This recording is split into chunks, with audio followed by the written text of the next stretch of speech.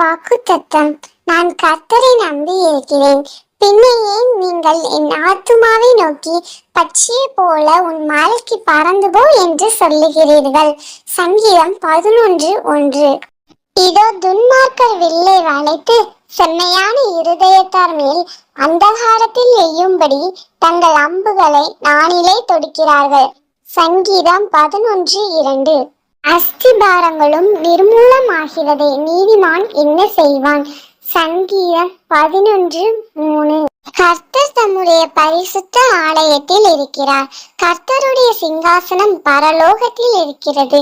அவருடைய கண்கள் மனுபுத்திரரை பார்க்கிறது. அவருடைய இமைகள் அவர்களை சோதித்தருகிறது. சங்கீதம் 11:4. கர்த்தர் நீதிமானை சோதித்தருகிறார். துன்மார்க்கனையும் கொடுமையில் பிரியமுள்ளவனையும் அவருடைய உள்ளம் வெறுக்கிறது. சங்கீதம் 11:5. துன்மார்க்கர் மேல் கண்ணிகளை வருஷிக்க பண்ணுவார்.